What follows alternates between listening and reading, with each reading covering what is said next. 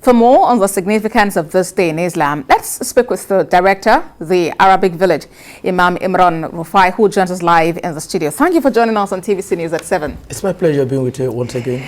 All right, so as it is, there's some school of thoughts that actually questions the celebration of Maolud Nabiyy. Some say that it's not contained in the Hadith, it's not in the Holy Quran. So how did we get here?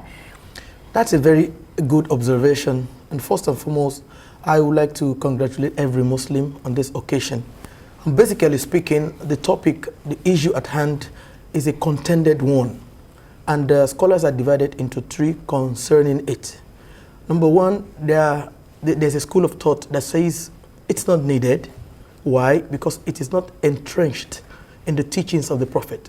Were it to be part of Islam, the Prophet himself would have taught us how to go about it. But the categorical writings and sayings of the Prophet did not even mention of it at all. The second school of thought says the general message of Quran and the general message of the Prophet, it's one of the blessings from God.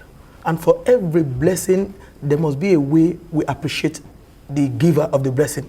In this case, Allah. Therefore, the Prophet is a blessing. Therefore, we should show appreciation to Allah every year that the month of his birth comes to us. The third group of scholars say, no, there's no gainsaying. We should merge between the two opinions. The school that says no, and the school that says yes to it. There's a meeting point between the two. And the meeting point is that we should understand that the celebration of Maolud Nabiyy is not categorically in the Quran, nor is it in the Sunnah. Therefore, we must draw a pattern shot between that, and they call it al-ihtifal al-taw'i al-ikhtiyari, which means celebration that is voluntary with options. All right.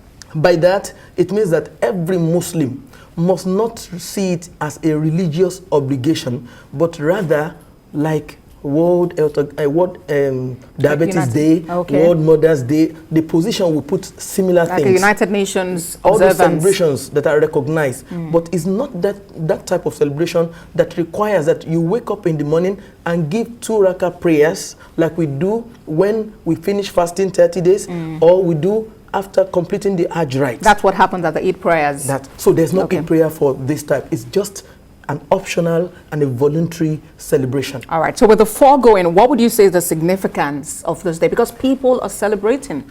The significance is that it means humanity has not forgotten what the Prophet ﷺ had done to us. Humanity recognizes the Prophet. Even the non-Muslims have written voluminous books about him, recognizing his contribution to the success of humanity. I can remember vividly Michael H. Hart. He wrote a book of the 100 rankings about those who have, done something to humanity, and he placed Muhammad as number 1 within his own findings. And he was asked, why did you choose Muhammad? He said, 1, his teachings still remain till date.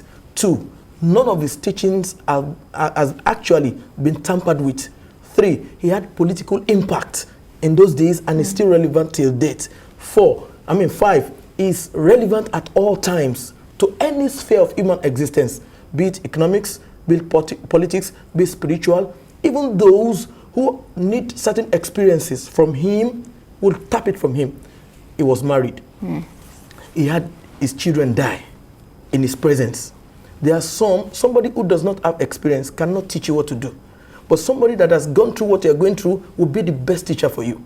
Is an exemplar. Allah Ta'ala says in the Quran, لَقَدْ كَانَ لَكُمْ فِي رَسُولِ اللَّهِ أُسْوَةٌ حَسَنَةٌ. Verily, indeed, in Muhammad, there's an exemplar for those who think about hereafter, who want to be their Lord, and of constant reminder, constant in remembrance of their Lord. So this is the significance. All right, so as the world celebrates, I guess the important thing would be to actually take cue from the life of the Holy Prophet and live by the lifestyle he lived while he was here. Well, I must sincerely appreciate you for joining us at this time. Imam Imran Rufa'I, the director, the Arabic Village. Thank you again for joining us. Thanks for having me.